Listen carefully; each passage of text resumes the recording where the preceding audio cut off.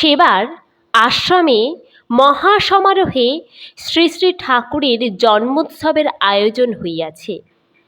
বিদ্বজ্জন সমাবেশ, সমাজ কল্যাণকর নানা বিষয়ের আলোচনা ও বক্তৃতা, সঙ্গীত, বাদ্য, শরীর কসরত, মল্লযুদ্ধ, তীরধনুকের খেলা, ম্যাজিক, যাত্রা, থিয়েটার, বায়োস্কোপ প্রভৃতি নানারূপ শিক্ষাপ্রদ ও চিত্তাকর্ষক অনুষ্ঠানাদির ব্যবস্থা হইয়াছে। প্রতি বৎসরের ন্যায় এবারেও উৎসবের সর্বশেষ দিন নরনারায়ণ সেবা হইবে। শ্রী শ্রী ঠাকুর তাহাদের সহিত পংক্তিতে বসিয়া ভোজন করিবেন। শ্রী শ্রী ঠাকুরের প্রিয় চর্ব, চুষ্য, লেহ্য পেয় নানাবিধ উপাদেয় আহার্য সযত্নে শুদ্ধাচারে প্রস্তুত হইবে। অভ্যাগত সকলকেই উদরপূর্তি করিয়া তৃপ্তি সহকারে ভোজন করানো হইবে। হিন্দুদের জন্য ভাত, খিচুড়ি, নানা প্রকার ব্যঞ্জন, পায়েস, দধি, মিঠাই এবং মুসলমানগণের জন্য চিড়া, মুড়কি, দধি, ক্ষীর, সন্দেশ, রসগোল্লা প্রভৃতি আহার্যের ব্যবস্থা হইয়াছে। আর এই আয়োজন 15-20 সহস্র লোকের জন্য করা হইয়াছে। এই বিপুল সেবাযজ্ঞের সর্বপ্রধান কর্মকর্তা ছিলেন শ্রী শ্রী ঠাকুরের পরম ভক্ত শ্রীযুক্ত যতীন্দ্র নারায়ণ আচার্য চৌধুরী, ময়মনসিংহ মুক্তাগাছার জমিদার মহাশয়। বিরাট অনুষ্ঠানের জন্য প্রয়োজনীয় যাবতীয় তৈজসপত্র তিনি নৌকাযোগে নিজ বাড়ি হইতে পূর্ব হইতে আনাইয়া লইয়াছিলেন। ব্যাপারের পূর্বদিন সারা রাত্রি প্রায় 25 পদ ব্যঞ্জনের তরি তরকারি কুটা ও বাটনা বাটার কার্য সমাপ্ত করা হইয়াছিল।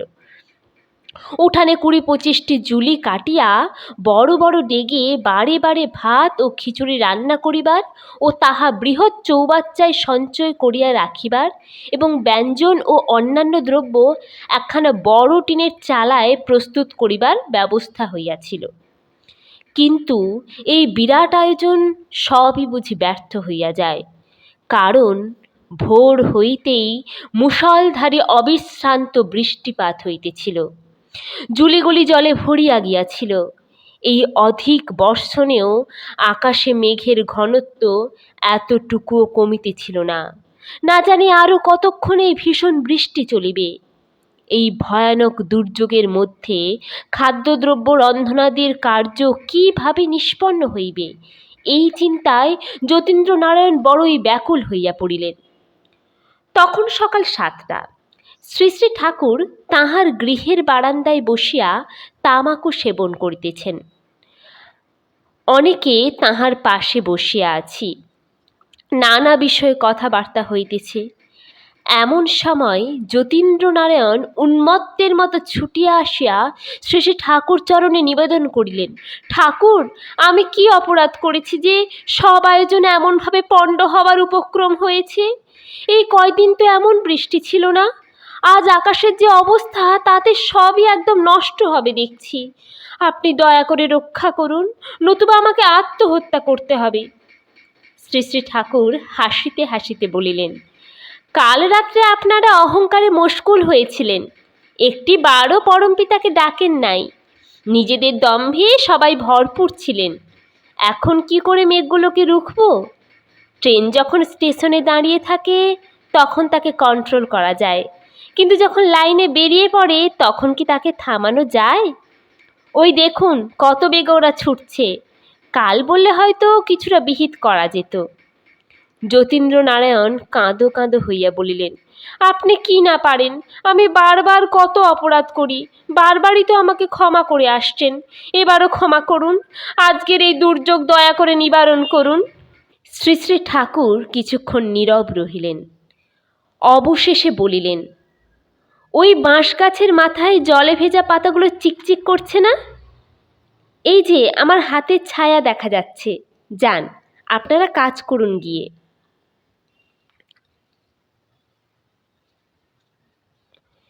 বৃষ্টি থামিয়া গিয়াছে। যতীন্দ্রনারায়ণ আনন্দে আত্মহারা হইয়া স্বকর্ম সম্পাদনে ব্রতী হইলেন। ঘণ্টা ২ পরে শ্রী শ্রী ঠাকুর ব্রজগোপাল দত্ত রায়কে বলিলেন, যতীনদাকে বলে আয় তো, উঠানটা যেন ত্রিপল দিয়ে ঢেকে নেয়, কারণ পরমপিতা একটুখানি সময় দিয়েছেন, বৃষ্টি কিন্তু আবার আসবে। ব্রজগোপাল দত্ত রায় সে কথা যতীনদাকে বলিলেন। যতীনদার আনন্দ তখন দেখে কে, ২ বাহু তুলিয়া নৃত্য করিতেছেন আর উচ্চেশ্বরে নাম করিতেছেন। ব্রজগোপাল দত্ত রায়ের কথা শুনিয়া বলিলেন, আর ত্রিপল খাটাতে হবে না, আমার উঠানের কাজ প্রায় শেষ হয়ে এলো, এখন যত জোরেই বৃষ্টি আসুক রান্নাঘরেই বাকি কাজটুকু সারা করতে পারবো। এই কথা বলিয়াই জয় পরমপিতার জয়, জয় দয়ালের জয়, জয় শ্রী শ্রী ঠাকুরের জয় ইত্যাদি ধ্বনি করিয়া আনন্দে নৃত্য করিতে লাগলেন। তখন বেলা 10টা। আবার বৃষ্টি নামিয়া আসিল। অবিরাম ধারায় অবিশ্রান্ত বাড়িপাত হইতে লাগিল। যে যেখানে ছিল নিশ্চল হইয়া বসিয়া থাকিতে বাধ্য হইল। কাহারও একটু নড়িবার পর্যন্ত সামর্থ্য রহিল না। এইভাবে ঘণ্টার পর ঘণ্টা বৃষ্টি পড়িতে লাগিল। ক্রমে ক্রমে বেলা পড়িয়া আসিল, কিন্তু নরনারায়ণের একজনও আসিয়া উপস্থিত হইল না। এই ভীষণ বাদলধারা মাথায় করিয়া কর্দমাক্ত ও জলপূর্ণ পথে আসিবেই বা তাহারা কেমন করিয়া? শ্রী শ্রী ঠাকুর অভুক্ত। নরনারায়ণের সেবা না হইলে তিনিও আহার করিবেন না। শ্রী শ্রী ঠাকুর সঙ্গে আশ্রমবাসী আবাল বৃদ্ধ বনিতা সকলেই উপবাসী রহিয়াছেন। বেলা অপরাহ্ন হইয়া আসিল, বৃষ্টি থামিল না। সকলে প্রমাদ গণিলেন। যতীন্দ্রনারায়ণ মহাচিন্তাকুল হইয়া পড়িলেন এবং পুনরায় শ্রী শ্রী ঠাকুরের শরণাপন্ন হইলেন এবং তাহার পদতলে লুটাইয়া পড়িয়া কাঁদিতে কাঁদিতে বলিতে লাগিলেন, ঠাকুর, সন্ধ্যা আগত প্রায়, এখনো আপনার সেবা হলো না, আর যাদের জন্য এই বিপুল আয়োজন তাহাদেরও কেউ আসতে পারে না। কি উপায় হবে ঠাকুর? এক দায় থেকে দয়া করে উদ্ধার করেছেন, আবার কৃপা করুন, বৃষ্টি যেন ধরে যায়। শ্রী শ্রী ঠাকুর তখন কিশোরীমোহনকে ডাকিয়া বলিলেন, ডাক্তার, আশ্রমের এক প্রান্ত হতে অপর প্রান্ত পর্যন্ত তুমুল বেগে কীর্তন চালাও।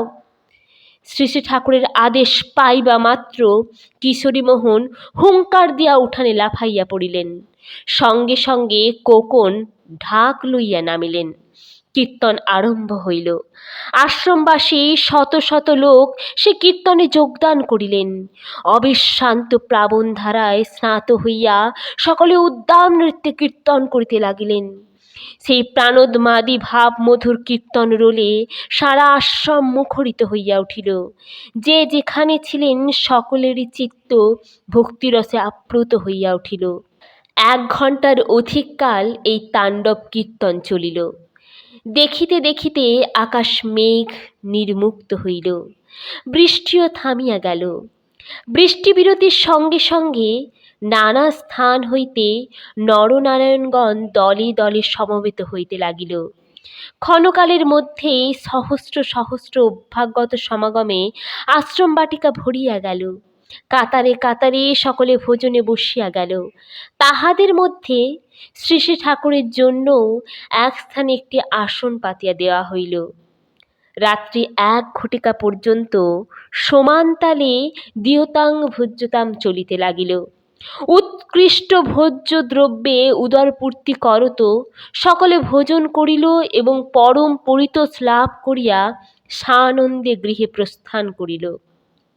সর্বশেষে কর্মকর্তাগণ প্রসাদ গ্রহণ করিতে বসিলেন। তাহাদের ভোজন কার্য প্রায় সমাধা হইয়া আসিয়াছে। এমন সময় পুনরায় মুষলধারে বৃষ্টিপাত আরম্ভ হইল। পরমপিতার জয়ধ্বনি করিতে করিতে মাথায় বৃষ্টি লইয়াই সকলে আহার নিষ্পন্ন করিলেন এবং বিপুল হর্ষোল্লাসে সকলে মিলিয়া পদ্মায় গমন করত হস্তমুখ প্রক্ষালন পূর্বক গৃহে প্রত্যাবর্তন করিলেন। এইবার কর্ম সমাপনান্তে আশ্রমবাসীগণ শ্রী শ্রী ঠাকুর সন্নিধানে সমবেত হইলেন। শ্রী শ্রী ঠাকুর তখন শয্যাপরে শায়িত ছিলেন। এতক্ষণ পরে ভক্তগণকে পাইয়া তিনিও মনের আনন্দে ডগমগ হইয়া সকলকে সাদরে সম্বোধনে আপ্যায়িত করিলেন। ভক্তগণ শ্রী শ্রী ঠাকুরের আনন্দোৎফুল্ল বদনকান্তি সন্দর্শনে সঞ্জীবিত হইয়া উঠিলেন। এই সময় যতীন্দ্রনারায়ণ শ্রী শ্রী ঠাকুর সমীপে অগ্রসর হইয়া করজোড়ে নিবেদন করিলেন, একটা কথা জানতে বড়ই ইচ্ছা হয় ঠাকুর। শ্রী শ্রী ঠাকুর অমনি বলিয়া উঠিলেন, বৃষ্টি কেন হইল এই তো? যতীন্দ্রনারায়ণ উত্তর করিলেন, হ্যাঁ ঠাকুর, আপনি তো জানতেন যে আজ নরনারায়ণের সেবা হবে, তবু সারাদিন ধরে এমন তুমুল বৃষ্টিপাতের কারণ কি? শ্রী শ্রী ঠাকুর লাফ দিয়া উঠিয়া শয্যাপরি উপবিষ্ট হইয়া উচ্ছ্বসিত কণ্ঠে বলিতে লাগিলেন, পরম পিতার অশেষ দয়ায় আপনারা আজ বেঁচে গেলেন। কাল পাবনা গিয়ে খোঁজ নেবেন কি ভীষণ ষড়যন্ত্র হয়েছে আপনাদের বিরুদ্ধে। ওরা ঠিক করেছিল যারা নিমন্ত্রণে আসবে তাদের ঘাটিতে ঘাটিতে আটকে রেখে দিয়ে আশ্রমে এসে ভীষণ উৎপাতের সৃষ্টি করবে। নরহত্যা, জখম, যন্ত্রপাতি ও আসবাবপত্র লুণ্ঠন ও তছনছ করে আশ্রমে ধ্বংসলীলা সৃষ্টি করবে। কিন্তু পরমপিতার অসীম দয়ায় মুষলধারে বৃষ্টি নেমে এলো। চক্রান্তকারীরা কোনো সুযোগ পেল না, ব্যর্থ মনোরথ হয়ে ফিরে গেল। আবার বর্ষণান্তে অভ্যাগতেরাও সকলেই আসতে পারল। ভোজনাদি কার্য নির্বিঘ্নেই সমাপ্ত হল। শ্রী শ্রী ঠাকুরের কথা শুনিয়া সকলে স্তম্ভিত হইলেন। পরদিন পাবনায় খবর নিয়া জানা গেল শ্রী শ্রী ঠাকুরের কথা বর্ণে বর্ণে সত্য।